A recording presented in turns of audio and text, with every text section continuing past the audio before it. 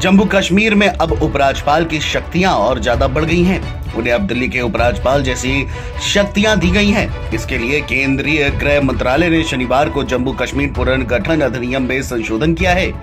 इस संशोधन के बाद अब जम्मू कश्मीर के उपराज्यपाल दिल्ली के एलजी की तरह अधिकारियों के ट्रांसफर, पोस्टिंग जैसे कई और बड़े फैसले कर पाएंगे।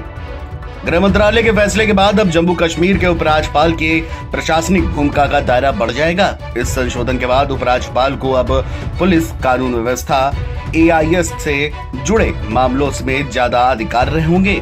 पहले एआईएस से जुड़े मामले जिनमें वित्त विभाग की सहमति जरूरी होती थी और उनके तबादलों और नियुक्तियों के लिए वित्त विभाग की मंजूरी जरूरी थी, लेकिन अब उपराज्यपाल को इन मामलों में भी ज्यादा अधिकार मिल गए हैं। इसके अलावा अब महाधिवक्ता, कानून अधिकारियों की नियुक्ति और मुकदमा चलाने की अनुमति देने या इनकार करने या अपील दायर करने से संबंधित प्रस्ताव पहले उपराज्यपाल के सामने रखे जाएंगे।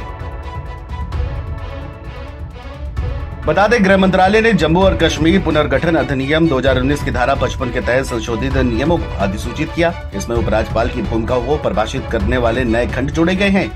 अधिसूचना में कहा गया है कि कानून के तहत उपराज्यपाल के विवेक का इस्तेमाल करने के लिए पुलिस, कानून व्यवस्था, एआईएस और भ्रष्टाचार निरोधक ब्यूरो यानी एसीबी से संबंधित किसी भी प्रस्ताव को वित्त विभाग की पूर्व सहमति की आवश्यकता नहीं होगी, बशर्ते कि प्रस्ताव को मुख्य सचिव के माध्यम से उपराज्यपाल के समक्ष रखा गया हो।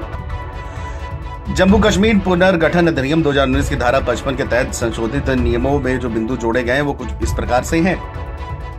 42A, कोई भी प्रस्ताव जिसके लिए अधिनियम के तहत पुलिस, सार्वजनिक व्यवस्था, अखिल भारतीय सेवा और भ्रष्टाचार निरोधक ब्यूरो के संबंध में वित्त विभाग की पूर्व सहमति जरूरी है, तब तक स्वीकृति या अस्वीकार नहीं किया जाएगा जब तक कि इसे मुख्य सचिव के माध्यम से उपराज्यपाल के समक्ष नहीं रखा जाता है।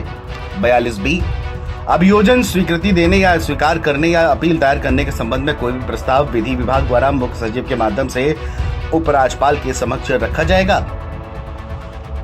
बता दें कि मनोज सिन्हा अगस्त 2020 से जम्मू और कश्मीर के उपराज्यपाल हैं। 5 अगस्त 2019 को जम्मू और कश्मीर को संविधान के अनुच्छेद 370 के तहत दिए गए विशेष दर्जे को खत्म कर दिया गया था और पूर्व राज्य को 2 केंद्र शासित प्रदेशों जम्मू और कश्मीर और लद्दाख में विभाजित कर दिया गया था, जिसमें लद्दाख में विधानसभा नहीं है। जून 2018 से जम्मू और कश्मीर केंद्र सरकार के शासन के अधीन है। सरकार ने कहा है कि विधानसभा चुनाव होने के बाद राज्य का दर्जा बहाल कर दिया जाएगा। सुप्रीम कोर्ट ने चुनाव आयोग को 30 सितंबर 2024 से पहले जम्मू और कश्मीर विधानसभा के लिए चुनाव कराने का आदेश दिया है। वहीं केंद्र के इस फैसले पर जम्मू कश्मीर के नेताओं ने भी अपनी प्रतिक्रिया दी है। नेशनल कॉन्फ्रेंस के नेता उमर अब्दुल्ला ने कहा, एक और संकेत है कि जम्मू कश्मीर में चुनाव नजदीक है। यही कारण है कि जम्मू कश्मीर के लिए पूर्ण अविभाजित राज्य का दर्जा बहाल करने के लिए समय सीमा निर्धारित करने की दृढ़ प्रतिबद्धता इन चुनावों के लिए एक शर्त है। जम्मू कश्मीर के लोग शक्तिहीन रबड़ स्टैंप सीएम से बेहतर के हकदार हैं, जिन्हें अपने चपरासी की नियुक्ति के लिए एलजी से भीख मांगनी पड़ेगी।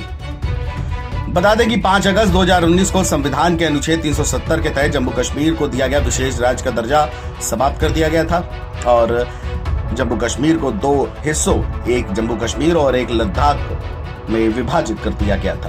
Video desk, NBTV online.